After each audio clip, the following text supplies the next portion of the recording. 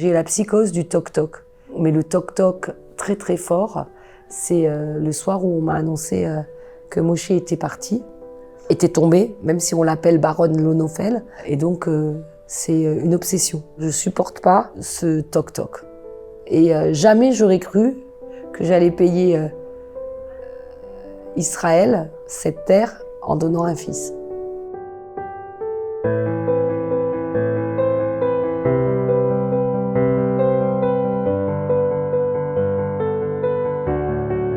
Alors Moshe, il a fait son aliyah, il y avait 7 ans. Quand je suis arrivée en Israël, on a été accueillis par Shimon Peres. Shimon Peres, il parlait très très bien français. Et il est venu nous accueillir. Il a pris les enfants et il a pris Moshe. Et il lui a dit, vous êtes la relève d'Israël. Texto. Bon, j'ai dit, quel bracha, c'est beau. Après, en fait, on s'est installé à Kfar Saba pendant 12 ans. Parce qu'en fait, quand je suis arrivée à Ra'anana, je voulais Ra'anana, mais j'ai vu en fait qu'il y avait beaucoup trop de Français dans les classes, dans la génération de mes enfants. Par rapport à Kfar Saba, j'ai dit, on va pas recommencer Paris. On a vécu 12 ans avec des vrais Israéliens. Et le premier jour de la rentrée de Moshe en Kitabet, il me regarde et me dit, mais maman, tu vas pas me laisser à l'école Bar-Ilan. Je lui dis, pourquoi? Il m'a dit, mais maman, je comprends rien à ce qu'ils disent, je veux pas. Je lui dis, si. Et Moshe, il avait une kippa Breslev et des peyotes jusqu'à l'âge de 14 ans. Un petit Français, mais il s'est fait ses amis israéliens l'un après l'autre. Et c'est des vrais amis, c'est-à-dire ils sont même venus... parce que moi, la base de mon éducation, c'est une maison ouverte. À mon époque, on pouvait contrôler les fréquentations parce qu'il n'y avait pas le téléphone. Les gens, en fait, quand on téléphonait, les mères, c'était un téléphone fixe. Donc, on pouvait contrôler. Là, aujourd'hui, avec les téléphones portables, on ne sait plus. Donc, en fait, le principe, c'était que la maison, elle était toujours ouverte. Donc, il y avait un flux de personnes. J'ai 4 filles et un garçon. Donc, en fait, tout le monde se rencontrait. Il y avait à la maison, des fois, des 30, 40 personnes. Et donc, je connaissais chacun, même si je parle pas l'hébreu. Après, en fait, je demandais, alors, c'est qui lui? Qu'est-ce qu'il fait? Nanana, nanana. Donc, je savais. Donc, 4 filles et un garçon, Moshe. Donc, un petit prince à la maison? Un petit roi. Il était très gâté par moi. Donc, il y avait pas, on était fusionnels. Et les filles, elles râlaient, elles disaient, Moshe, arrête d'être méfounac, ça suffit. Tu peux quand même débarrasser une assiette. Et moi, je disais, non. Ils m'ont fait, mais maman, ça va être très dur après pour sa femme. Donc, il a commencé donc à étudier à l'école. Il est devenu israélien rapidement? Ah oui, Moshe, au bout d'1 an, il était très israélien. Et il a grandi avec des amis, des fils d'amis à moi aussi français. Et après, à 11 ans, c'était terminé. C'était un israélien à 100%. Donc, il avait du mal avec la différence de mentalité. Moshe, c'était, il prenait la Hagala, veille de la Iloula de Rabbi Shimon, et il allait ramasser du bois, etc., pour faire la hèche. Et un jour, Moshe, à l'âge de 14 ans, il est rentré à la maison, et il dit, j'en ai marre. Je dis, mais Moshe, qu'est-ce qu'il y a? Oui, tous mes copains, ils font Yom HaSmaout, avec leurs oncles, avec leurs trucs. Et nous, on n'a pas. Je lui dis, mais Moshe, qu'est-ce que tu veux que je fasse? Moi, j'ai pas de famille. Je peux pas l'inventer. J'ai pas de famille. Donc, je lui dis, je peux pas inventer de la famille. Et en fait, après, l'année d'après, on a dit, on invite tous les copains pour faire Yom HaSmaout. Parce que c'est pas trop dur pour vous de voir justement ce petit Français devenir israélien si rapidement? Non, c'était le but. C'était le but, on a fait notre aliyah parce que j'aime cette terre. Israël, c'est un pays où coule le lait et le miel. C'est le plus beau pays au monde. Mais la Médina, c'est-à-dire l'économie d'Israël, c'est dur. S'adapter à la mentalité israélienne, c'est dur. Mais aujourd'hui, moi, je le comprends. Chaque Israélien, il a donné de sa vie. Nous, on est arrivés, on a trouvé un pays construit. On a trouvé un pays construit. Eux, ils ont construit à la force de leur sang, mais ils ont donné aussi leur sang. Donc c'est vrai que des fois, ils peuvent paraître agressifs ou autres, mais les Israéliens, on peut se disputer avec eux et 5 minutes après, boire un café, faire les chaïm. C'est le plus beau pays du monde. Moi, j'ai eu des gens qui sont venus au Shiva de Moshe, que je connaissais même pas et qui connaissaient pas Moshe. D'accord? Ils sont venus de Ramat HaGolan, de Petar Tikva, de tout Israël, pour me dire merci d'avoir donné un fils, d'avoir honoré. Oui, c'est le plus beau peuple au monde, c'est la plus belle terre au monde, même si on n'en a que 23%, d'accord? Mais c'est Israël. On peut pas ne pas aimer. Qu'est-ce qu'on serait sans Israël? Des esclaves? On retournera jamais, en fait, comme des esclaves, c'est pas possible. On a notre liberté de penser et on a cette force qui est Hachem. Si on n'a pas cette immouna qui peut paraître abstraite, d'accord, je pense que même aujourd'hui, dans cette guerre, tout le monde deviendrait fou. C'est comme ça que vous avez éduqué Moshe et c'est comme ça qu'à l'âge de 18 ans, il a voulu faire l'armée? Ah oui, il y avait pas de... Chez moi, il n'y a pas de négociation. L'armée, chez moi, l'éducation, c'est... Il y a un roc. Le bac, les études. Après, on fait ce qu'on veut parce que les études, c'est une formation d'esprit. Et l'armée. L'armée ou le Sherut Leumi. Mais on doit donner à cette terre ces 2 ans, rien que par respect pour ceux qui ont construit la terre et qui se sont battus, et pour construire l'avenir. Il n'y a pas. Comment vous voulez vous intégrer dans une société israélienne où vous êtes tous autour d'un repas ou de nouveau, ah, t'as fait l'armée, mais t'as fait quoi? Ben non, moi, j'ai rien fait. C'est-à-dire, il n'y a pas de... On vous regardera jamais de la même façon. Sauf s'il y a un problème de santé, alors là, les Israéliens, ils sont conciliants. Mais sinon, il n'y a pas. La preuve, c'est que quand on a eu le 7 octobre, combien il y a d'Israéliens qui vivaient en Chutz Laaretz et qui sont arrivés spontanément, qu'on cherchait avant même d'avoir la convocation. Il y a cette union, cette solidarité. Et c'est vrai qu'aujourd'hui, en fait, dans cette guerre où tout le monde sait que c'est dur, d'accord, à la fois de perdre des soldats, à la fois d'avoir des blessés, d'accord, parce qu'on a des blessés énormes, on sait qu'on est en danger. Et en fait, on ne vaincra que quand on sera tous unis. Hachem Ibarach, il est miséricordieux avec l'unicité. Et ça, j'en suis sûre. Alors Moshe, donc, il rentre à l'armée et il est rentré dans l'unité de Golani. Ouais. Et c'était pour lui une décision presque normale. Ah, une évidence, Golani. Et ses copains, ses meilleurs amis, en fait, avec qui il a grandi, qui sont aussi à l'armée, il y en a un qui a eu une râle, donc il était très énervé. D'accord. Pourtant, c'est des combattants et aujourd'hui, on voit comment ils combattent. L'autre, en fait, Sagi, ils étaient Golani de père en fils. Mais Sagi, il a eu Givati. Donc, il était très contrarié. Ils essayaient de rentrer. En fait, le père de Sagi, un jour, il a réuni tous ces petits jeunes qui étaient un petit peu, qui pensaient à chanter, danser, être en vélo, faire un peu les 400 coups. Il les a réunis 6 mois avant et il leur a expliqué toute l'importance de l'armée. Et il leur a expliqué, en fait, tous les combattants, qu'est-ce qu'il y avait dans les combattants, etc. Et Moshe, le soir même, il a dit, j'ai eu un cours de ouf, je veux être Golani. Et en fait, après, leur objectif, c'était Golani. Donc oui, et même ses copains, c'était respect, Moshe, il est Golani. Alors, le jour où il est arrivé Mefaket, c'était Kol HaKavod. Le jour où il est arrivé MP, ça veut dire Mefaket Pulga, c'est-à-dire on dirige 160 soldats. Les copains, c'était respect. Je me baladais dans Kfar Saba des fois pour aller au marché. Il me disait « Ah, mais t'es la mère de Moshe, dis-lui qu'on est très fiers de lui. »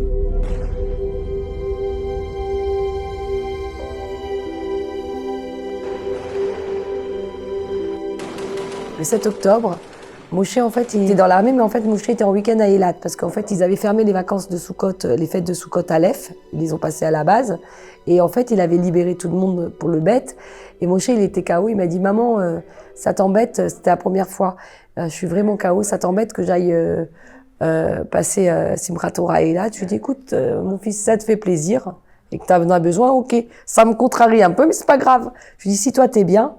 Il m'a dit « Bon, d'accord. » Et Moshe était à Eilat, donc il a été appelé et il a pris la route de Eilat à Benyamina, puisqu'en fait c'est le Bar le Golani. Sur la route, il a quand même rassemblé ses soldats. Après, il a évalué la situation et après ils sont partis à Kitsoufim. À Kitsoufim, ils ont fait un nettoyage. Je pense qu'ils ont vécu des choses très très dures, puisque moi, 21 jours après, 18 jours après, j'ai rencontré Moshe 1 minute. Pour lui apporter, parce qu'il disait qu'il avait mal au dos, le céramique, ça lui avait fait des champignons dans le dos. Donc je suis partie apporter plein de poudre de champignons, parce que les Golani, c'est si vous apportez pour un, personne ne va l'utiliser, il faut apporter pour tout le monde. Donc j'ai apporté pour tout le monde, je l'ai vu 1 minute, et sur le visage de mon fils, j'ai vu en fait qu'il avait pris 20 ans en plus. C'était la dernière fois que vous avez vu Moshe? Non, j'ai vu Moshe 3 semaines avant à Arad, au niveau de la Hafsakaesh. 2 heures. Il était tout le temps au téléphone parce qu'il préparait, il était sorti 24 heures avant. Et là, en fait, il était en réunion pour faire le bilan de ce qui s'était passé. Et après Arad, en fait, il préparait le après. Il savait qu'il rentrait le lendemain. Il préparait le après, il vérifiait en fait les armes, il vérifiait comment étaient ses soldats. Il avait le respect de la vie. Donc son angoisse, c'était que Dieu me donne la force et protège mes soldats. Ça, c'était son obsession.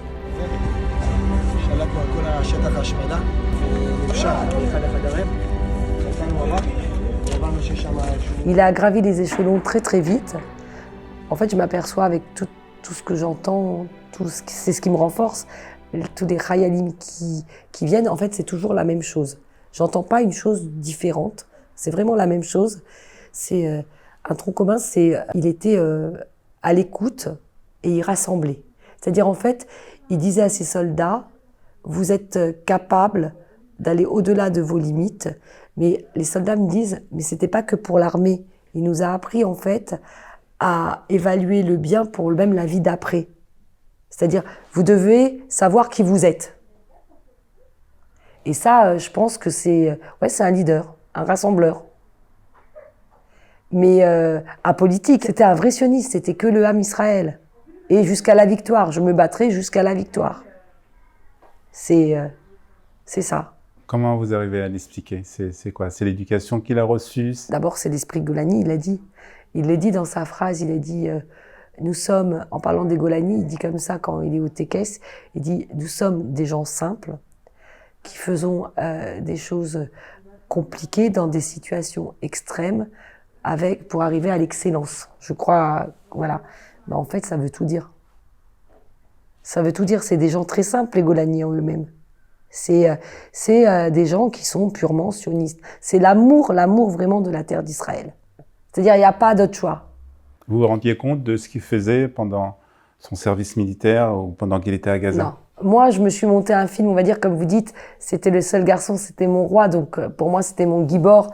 J'avais l'impression que que j'exagérais, puisque je disais mon fils, mon fils, mon fils. Mais en fait, que je m'aperçois que avec tous ces diplômes, vous savez, ces diplômes, je les voyais pas. Il a que des mistaïennes. Il est caché. Il venait pas en disant je suis mistaïenne. J'ai été 1 ou 2 fois à un tekes. En fait, je crois qu'il me le disait pour me faire plaisir. Genre, tu vois, maman, donc évidemment, j'arrivais. Mais c'était quelqu'un de très simple, pas du tout show-off, pas du tout orgueilleux. Vraiment quelqu'un de simple, mais efficace. Quand il me disait allez maman, on va boire un café, donc dans 6 minutes, t'es prête. Ok. Ou si il me disait bon, je viens te chercher, je serai là dans 10 minutes. Si c'était pas 10 minutes, il me rappelait, il me dit t'as 3 minutes de plus. Mais attention, hein, les 13 minutes, faut les avoir. Comme à l'armée. Ouais, comme ça.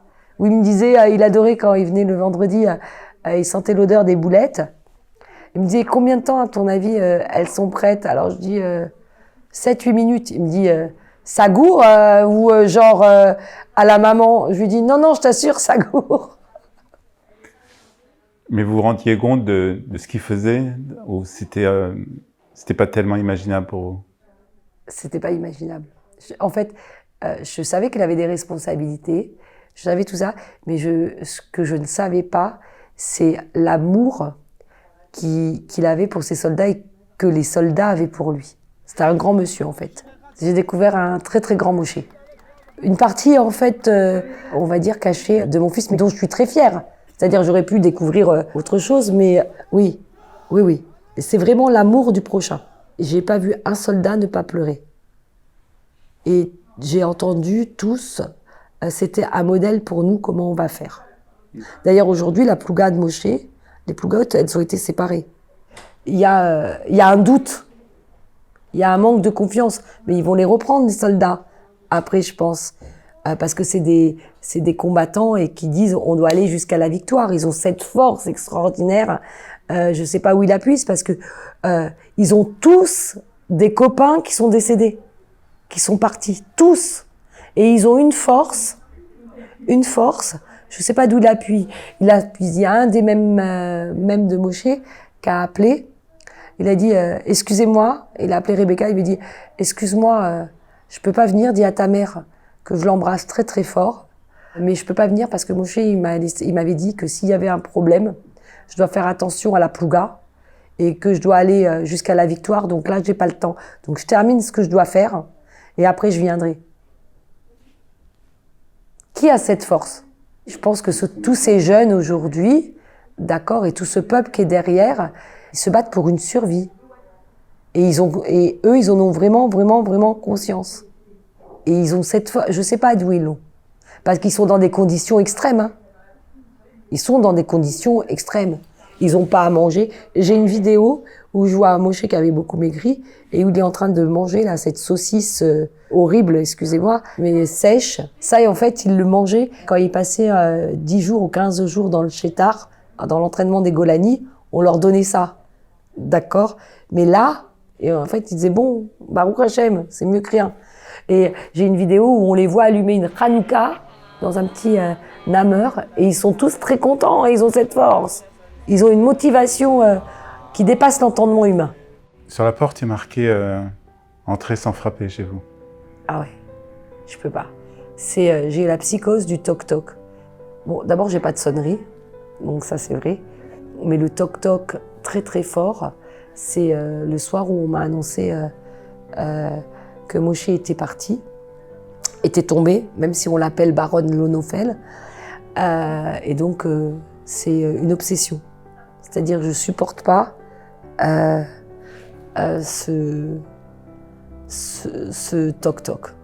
Et jamais j'aurais cru que j'allais payer Israël, cette terre, en donnant un fils. Vous êtes en colère? Non. Non, parce que la colère, Hachem, il n'aime pas la colère. Et la colère, en fait, elle est destructrice. Je me dis qu'en fait, Baruch Hachem, que mon fils, il n'ait pas été pris en otage. Parce que s'il avait été pris en otage, la finalité, elle aurait été la même. D'accord?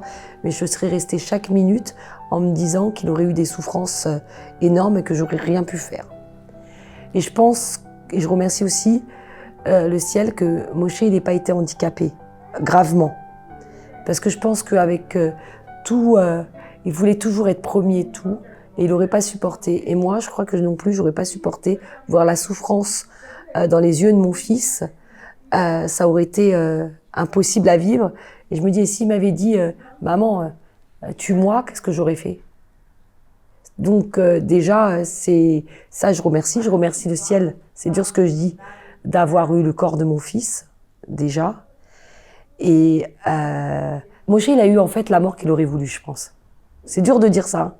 Il est parti en Golani, d'accord, dans un combat très important, et il a découvert des choses très importantes. Quand je dis lui, c'est l'ensemble des Golani, parce que les Golani, il aime pas se prendre toutes les choses, toute la fierté, ils sont pas orgueilleux. Et je pense que c'est ça, parce que je me dis, il y a eu malheureusement un soldat qui était à Gaza, il y a 3 semaines, il est sorti de Gaza, il a fait un accident de voiture. Je sais pas si j'aurais eu la même réaction, Baro Dayan pour ce garçon, mais il est parti, entre guillemets, bêtement. Il y a des milliers de personnes qui sont venues vous voir pendant la Shiva, chaque jour. Il y a aussi des généraux, des ministres. Qu'est-ce que vous avez dit à ces personnalités? Déjà, je leur ai dit merci d'avoir honoré la mémoire de mon fils. Qu'en fait, il faut rester unis et il faut vraiment protéger nos Chayalim, surtout au commandant du Sud. Parce que, pour la petite histoire, grâce à Betsabé qui pouvait contacter Moshe via des hélicoptères. Votre fille. Votre fille. Moshe, en fait, il nous avait dit que son casque avait été cassé dans un obus. Et il nous avait demandé un casque, un couteau et une GoPro. Donc, le casque et le couteau, il l'a eu. Mais en fait, on n'aurait pas pu Enfin, c'est pas notre rôle à nous, parents. On est déjà très angoissés. On veut que tous les enfants aient tout. Je pense aux autres parents qui n'ont pas pu avoir ce contact. Bon, Moshe, c'est sûr que les autres soldats, ils devaient l'avoir, parce que sinon, il n'aurait jamais pris un casque. Mais comme j'ai dit au commandement du Sud, les Chayalim, nous, quand on sait que nos enfants sont à l'armée, ils nous appartiennent plus. C'est l'armée, en fait, qui joue le rôle de la mère. Donc, quelle mère, en fait, ne va pas faire attention à son enfant quand il sort, s'il n'a pas une doudoune, s'il n'a pas froid. Donc, en fait, il faut qu'elle prenne soin, en fait, de ceux qui se battent. C'est vrai, c'est compliqué, il y a le premier front, il y a le truc, mais il y a ceux qui sont à l'intérieur. Et ceux qui sont à l'intérieur, il faut en prendre soin énormément. Donc, bon, mais je suis pas dans la marque Loquette. C'est-à-dire, je veux juste qu'on prenne soin qu'on respecte le contrat qu'on a fait avec eux, qu'il se substitue à la maman. C'est tout, mais je comprends que c'est très compliqué aujourd'hui et qu'on est malheureusement un peu dépassé par les événements. Mais surtout, pas de Marc Locquette. Au lieu de nous construire, elle nous détruira. Donc, ça sert à rien. Tous nos soldats, ils sont pas tombés pour faire une Marc Locquette. Ils sont tombés pour le Ham Israël et pour la victoire. Il faut continuer en étant unis. C'est ça le message que vous voulez faire passer aujourd'hui? Ouais, je veux que tout le peuple d'Israël, que chaque juif dans le monde, qu'il soit religieux, pas religieux, de droite, de gauche, athée, tout, en fait, vous avez tous une fibre juive au fond de vous-même. Et en fait, sachez que si vous n'avez pas cette terre, même si vous êtes en Australie, aux États-Unis, au fin fond du monde, vous ne pourrez pas marcher droit. Vous n'aurez pas cette liberté de penser. Vous serez après le juif. Et on vous rendra en esclavage. Et par mémoire de tous ceux qui sont tombés avant, de tous les pogroms qu'on a eus, de tous ces tikkouns qu'on a eus, en fait, le seul moyen aujourd'hui de s'en sortir et de montrer à tout le monde que le peuple juif, il est exceptionnel et il est à part, il est uni.